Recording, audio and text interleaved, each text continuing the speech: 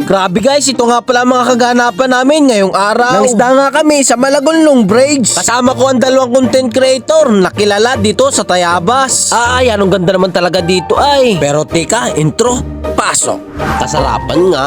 Dahil ngayong araw may lakad ako kaya naman agad-agad akong umalis, parang pinalayas ng bahay ay. Kainaman ang dala ay mga lutuan lang naman. At dito nga pala ang punta ko sa Malagonlong Bridge. Dito natin tatagpuin yung kilalang content creator dito sa Tayabas. At pagdating ko nga dito sa Malagonlong Bridge ay wala pa yung aking iniintay na kilalang content creator dito sa Tayabas. Pero maya-maya lang dumating na rin sila. Grabe guys, ngayon nandito tayo sa Malagonlong Bridge at kasama nga natin ang mga sikat na content creator ngayon ng Tayabas, Quezon na si Pasaway na Mundo at nga sila yung vlog.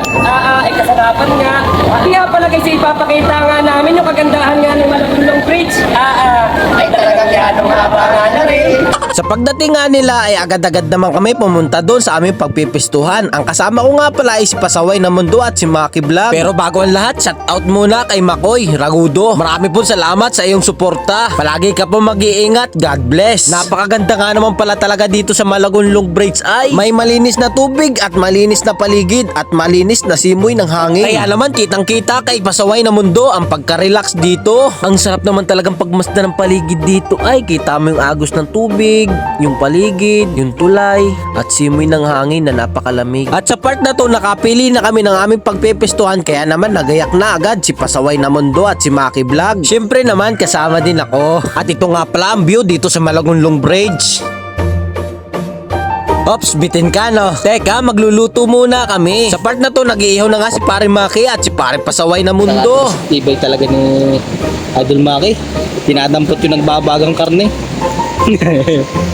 Basic. Habang nag-iihaw naman sila, ako nagsasaing siyempre para may kakainin. Habang nagluluto naman kami, magtataan naman kami ng lambat para makahuli habang nagluluto. Habang nagtataan nga kami ng lambat dyan, may nagbablog din naman dito sa kabilang side at nagpe-picture taking. Sino ba namang hindi mapapapicture at mapapablog dito? Ay napakaganda naman ng spot na to ay.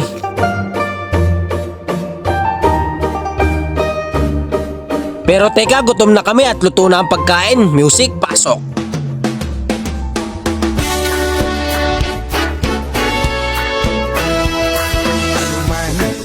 Sabihin nila ika'y patuloy kong mamahalin. Maging sino ka man, di na magbabago ang pag-ibig ko.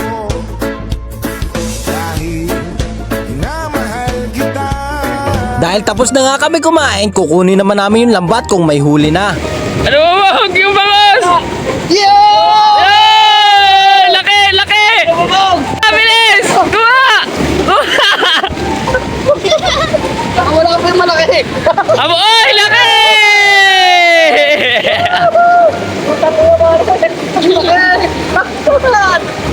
Guys, scripted lang yung bangus ha. Baka kayo maniwala na mayroong bangus dito sa Malagonlong.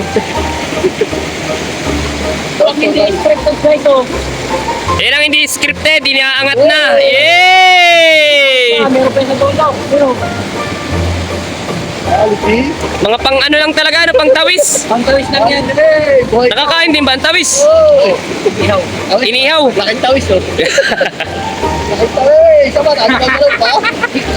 Pagtawis nga lang pala na lambat ang dinala ko kaya puro tawis lang ang mga nahuli nito. Kahit din naman guys kung anong pangalan nito sa inyo. At pagkatapos nga namin tanggalin yung mga huli sa lambat, nilinisan naman namin at iihawin naman dito sa tabi. Siyempre pagkatapos ko maglinis, inihaw agad ni Maki Vlog. Inihaw nga din pala namin yung bangos, yung nanay ng tawis. Masarap nga din pala ang inihaw nito, suwabing suwabe, kasarapan nga. At ito na nga yung view ng ating Malagonlong Bridge. Bigyan natin ng halaga itong Malagonlong Bridge. Isa din kasi itong sagradong tulay, itong Malagonlong Bridge. Tinayo pa rin noong panahon ng mga Hapon. Sa nakakaalam ng history nitong tulay na to, comment ka naman dyan sa baba. Comment mo na din kung tagasan ka. May 30 star ka sa akin. Ops, teka, abot dito na lang ang ating video. Maraming salamat sa panonood mo.